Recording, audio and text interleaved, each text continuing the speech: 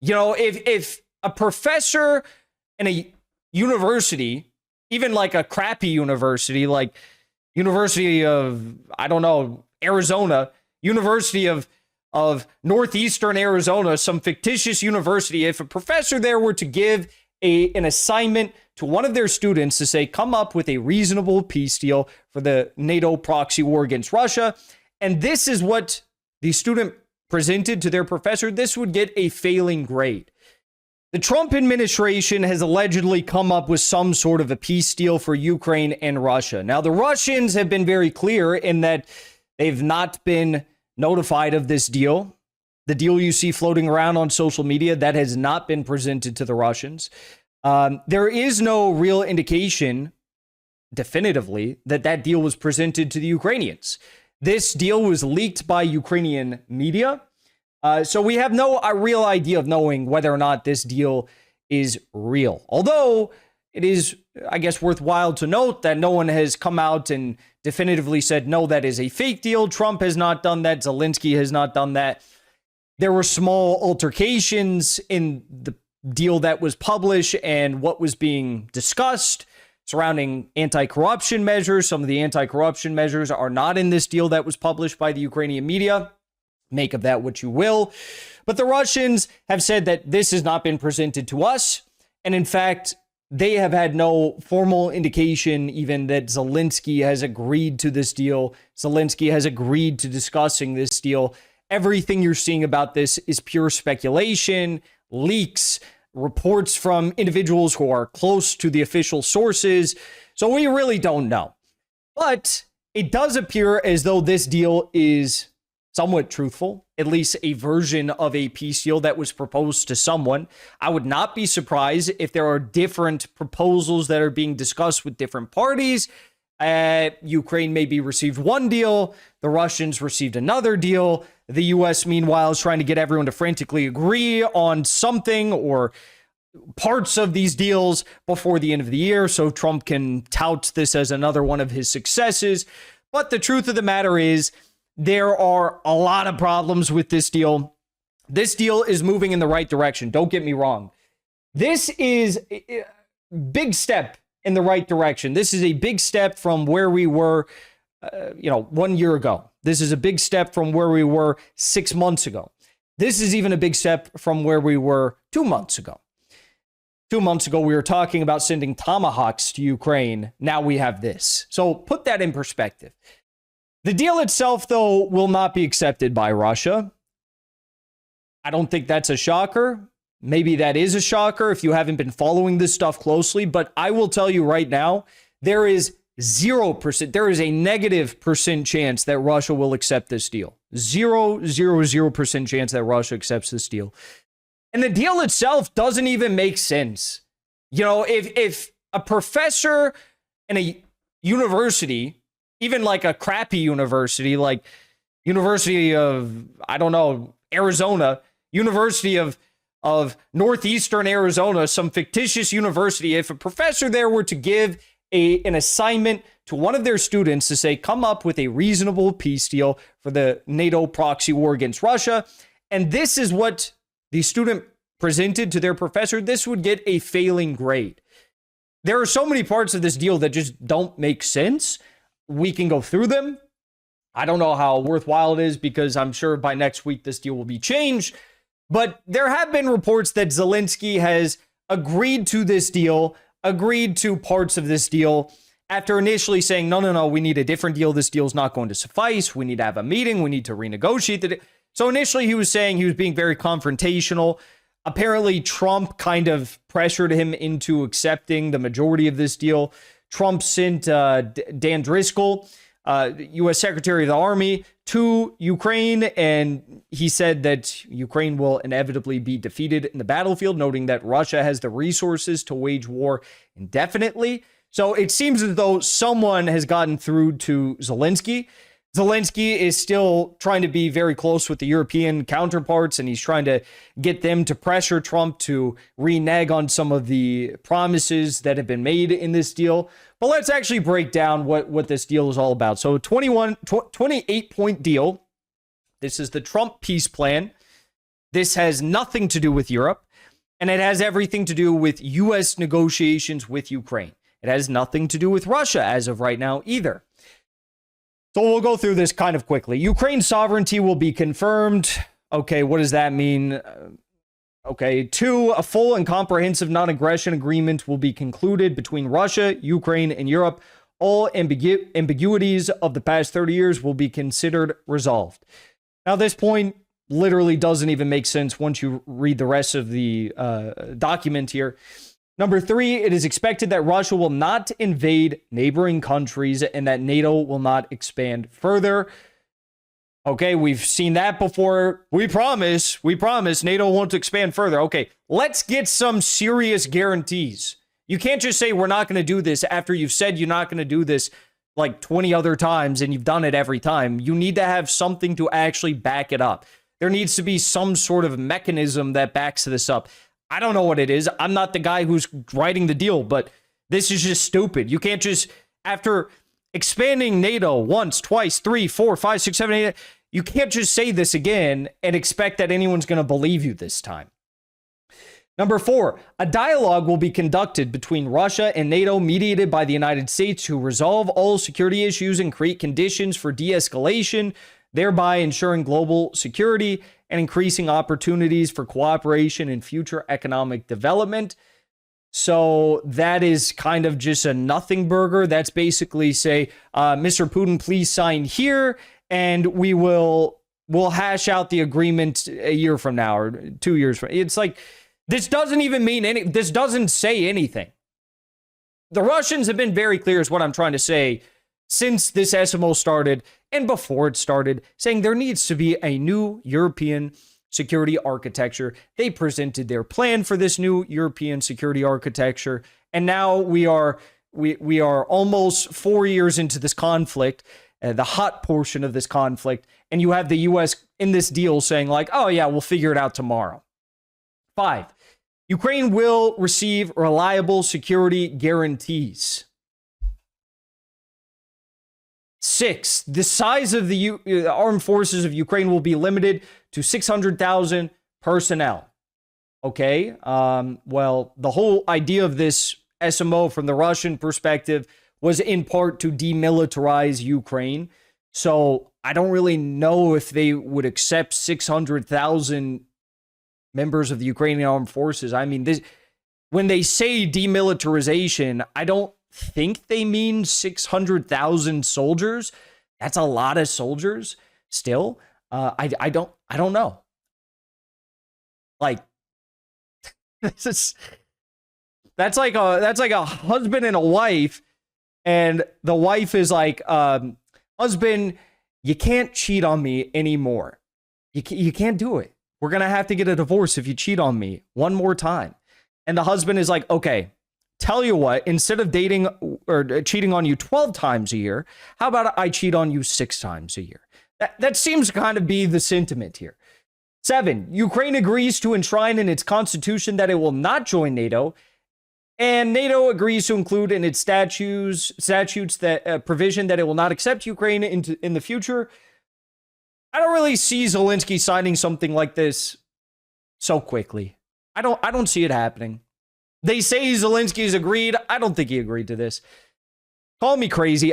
I don't think that the big ticket item that Zelensky's been fighting for ever since he got elected, I don't think he's just going to give up on like that. I don't think that he agreed to that. NATO agrees not to deploy troops in Ukraine. Okay, that's good, I guess. That's a step in the right direction. European fighter aircraft will be stationed in Poland. The U.S. guarantees. The United States will receive compensation for the guarantee. From who? From who? Okay, if Ukraine invades Russia, it will lose the guarantee. If Russia invades Ukraine, in addition to a decisive coordinated military response, all global sanctions will be reinstated. Recognition of new territories and all other benefits of this deal will be revoked. If Ukraine, without cause, launches a missile at Moscow or St. Petersburg, the security guarantee will be considered invalid. Put it this way. From 2014 to 2022, it was very clear what was happening. insofar as the egregious security violations on the Ukrainian side from 2014 to 2022. You had 15,000 Donbass civilians that were killed as a result of the violation of the whatever de facto security guarantees that presented themselves, okay? Now, that whole time, the OSCE was lying about Ukraine's violations. They were lying each and every day about how many times it was violated.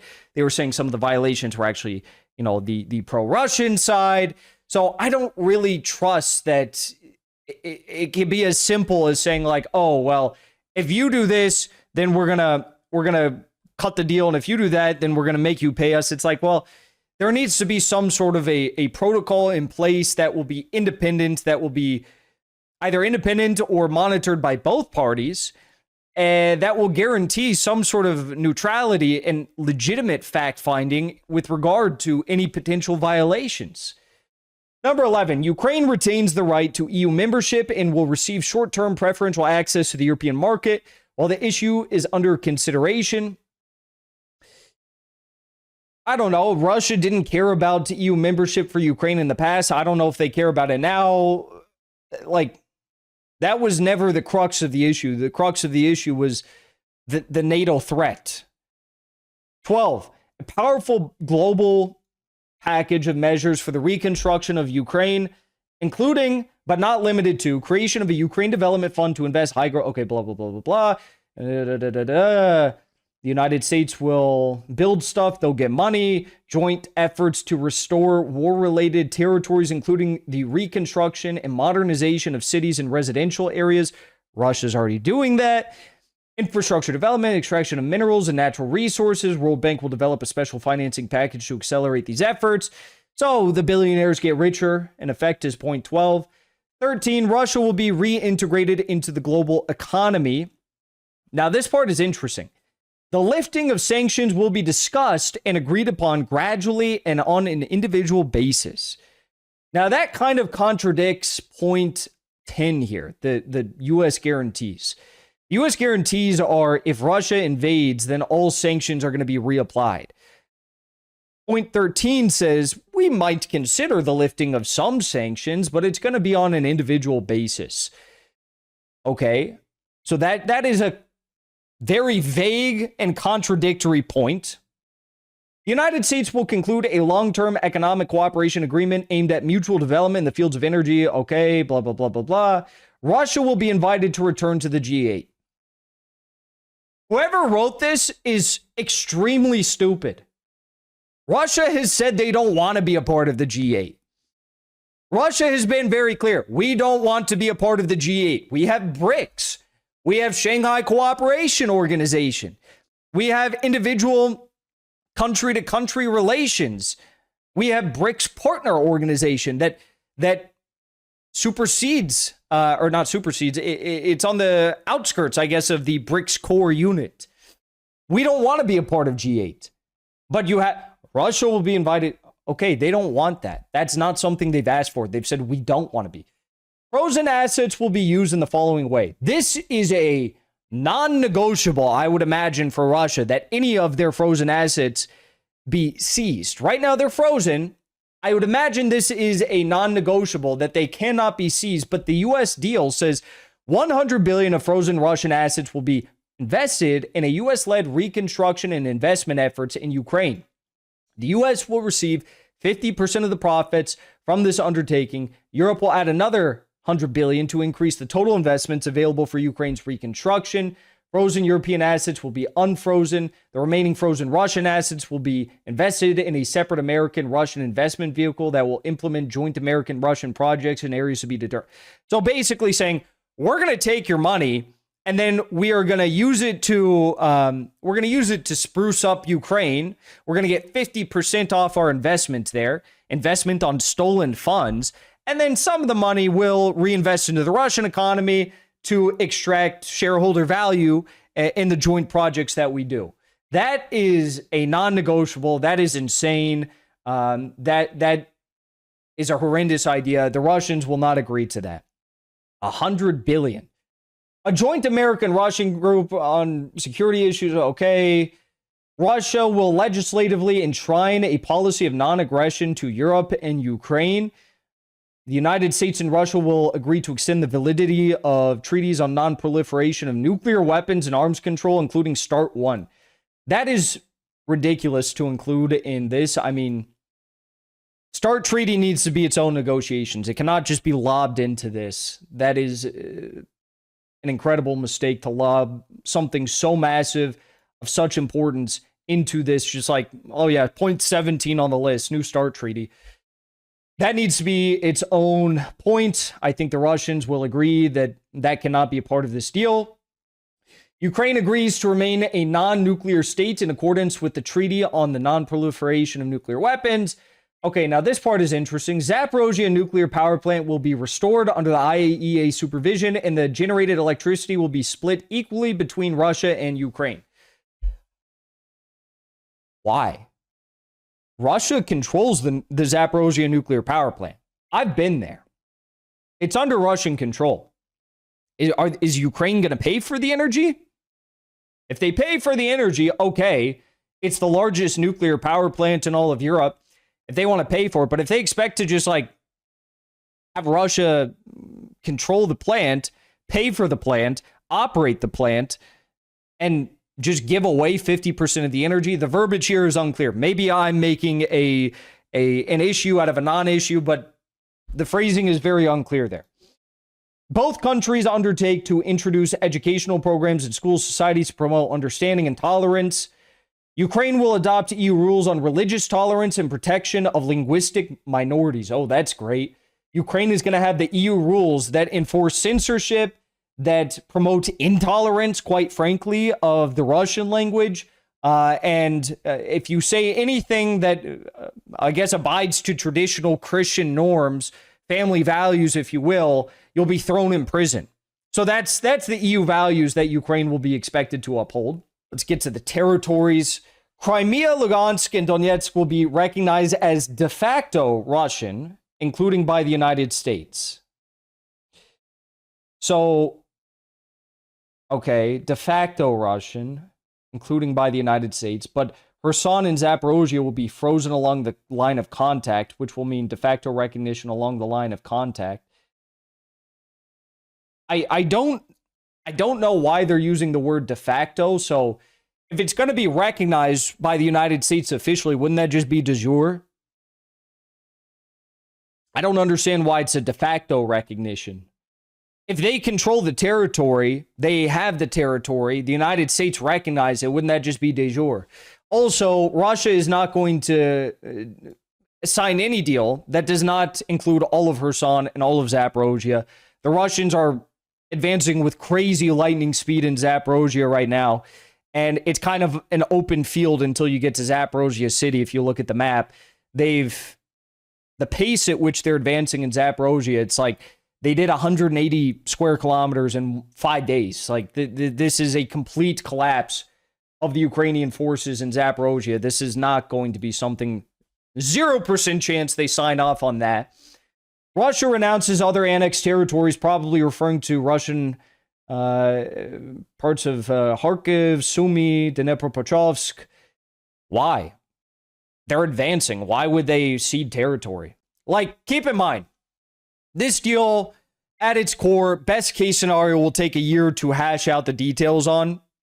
The idea that Russia is not going to immensely expand the territory of control in the Donbass, in the Novorossiya region, by the time this deal comes to like a conclusive end is insane. So this whole thing is ridiculous. Why would they cede territory? And from their point of view, you can have your opinions on it. You can say, oh, Jackson, I don't like Russia. But from the Russian point of view, you have to be thinking here. What is going to get Russia to sign? As their military is advancing on all parts of the front line, you're going to tell them they have to cede territory? Why? Unless, I guess, they don't want to control that territory. That is a possibility. Maybe they say, oh, we don't want to control this area because the people there are simply not sympathetic to Russia. They want Ukrainian control. Okay, but we've seen no indication of that. Also, these are like legally enshrined territories of the Russian Federation. Kharkov, Russia is moving with exceptional speed there as well. And all along the Oskol, it is not a pretty picture for you. They're not going to give it up. That would just be silly. Especially for this deal, they're not going to give it up. Okay, now here's where it gets really weird. Ukrainian forces will withdraw from the part of the Donetsk Oblast they currently control. This withdrawal zone will be regarded as a neutral demilitarized buffer zone.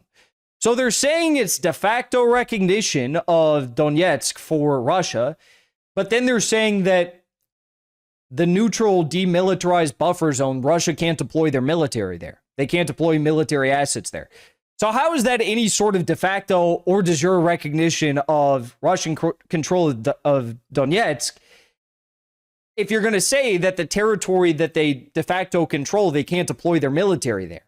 That, in fact, is not de facto Russian control. After future territorial arrangements are agreed, both the Russian Federation and Ukraine are undertake not to change it. Okay, blah blah blah. Russia will not obstruct Ukraine's commercial use of the Dnepro River, and agreements will be reached on the free transportation of grain across the Black Sea. My question would be, okay, well, is Russia allowed to utilize the Dnepro? Depending on how far they make it, are they allowed to utilize it? Is Ukraine also not allowed to obstruct Russian use of the river? A humanitarian committee, okay. Okay. Ukraine will hold elections 100 days after the agreement is signed. That's been very clear from the Russians. That needs to be like point number one, that there need to be elections. There needs to be a change of regime. All parties involved in the conflict will receive full amnesty for actions committed during the war and will undertake not to file claims or pursue complaints in the future. Okay. Excuse me. So that's the deal. Russia's not going to sign it. I don't think Ukraine is going to agree to it. It's a silly deal, but I guess it's moving in the right direction. The Europeans vehemently oppose this deal. Like everyone in Europe opposes the deal, except for Slovakia and Hungary. I don't know what to tell you. It's another terrible idea. There's 0% chance that this deal was made in the spirit and understanding of the Alaska summit. The Ukrainians are still very upset by this deal, which shows how out of touch they are, because even though this deal is in effect a Ukrainian defeat, the real winner from this deal, if signed today, would be the Americans. That's who would really win from this deal being concluded and signed. Zelensky's very upset by it. His aides apparently were gutted after the Trump rejected Kiev's spin and amendments to the deal. Trump is saying it can't be changed from the Ukrainian side. And one day after this deal was leaked in the press, Putin went out in his Russian military uniform, commander-in-chief uniform, and said that the objectives of the special military operation must be achieved without compromise. I think you get the message. They're not going to sign this deal. He also pointed out in this statement, in the speech he gave while in military uniform, that representatives of the Kiev regime are sitting on golden pots, caring nothing for Ukraine's future or their own soldiers, basically saying that the regime is illegitimate. There was an Axios report, did not include this point in the deal that I read to you, but there's been an Axios report since this deal was leaked that the security provisions only last 10 years. So you kind of wonder, okay, what happens after 10 years? That's a bit odd. There were some implications in the deal that Zaporozhye and Kherson, that there's going to be a freezing of the borders, with the implication that the borders can be renegotiated, because the Russians have been very, very clear that they will finish this by getting all of Zaporozhye, Kherson region. So why not just offer that in the deal? Why say we're going to negotiate that in the future? So overall, this deal is not going to be accepted. This deal is silly. Whoever wrote this deal is living in a fantasy land. They are still detached from reality in the United States, despite the fact that this is a step in the right direction. I don't even really believe that this deal is being seriously discussed by all parties, considering the fact that Russia has not even indicated that they've received this deal or anything of the sort. So I don't know what's going on here. There's no hope. I think this is going to be settled on the battlefield. I think the U.S. is concerned that they're about to get a, Saigon moment, that everything is about to collapse, and they're trying to save face. They don't want an Afghanistan disaster on their hands. Trump doesn't want that. His poll numbers are down, and he sees the writing on the wall. They see that Kupyansk is done. They see that Pokrovsk is done. They see that Mirnograd is done. They see that in Liman, Russian troops have entered. Konstantinovka, Russian troops are fighting. Like, it is very bad right now on the front line. So the idea that Russia would want to sign this is ludicrous. The idea that the Americans are, I guess, going to accept anything less from the Ukrainians regarding this deal is also ludicrous. Ukraine is not going to agree to this. The Americans don't have the cards. Russia sees no point. And that's my take on the matter. So I would not expect any serious moves from this. And if there are any serious moves, it is going to take a very long time to get to a serious end surrounding negotiations on these points, because they are so off from what actually is going to be signed at the end of the day when this is all done. There's no other way to put it. This is not acceptable, and it's not going to be taken seriously. Before you leave, I want to say thank you for the support, because after 2 years of being banned, we are finally back home on YouTube. So be sure to subscribe to our channel and also join as a member on our channel using the link at the top of the description. I rely on the generous support of viewers like yourself to get the truth out to as many people as possible. You can also support the show on Locals or Give Sin Go. The mainstream media and the powers that be are never going to stop attacking us for bringing the truth to as many people as we do. Thank you so much for your support.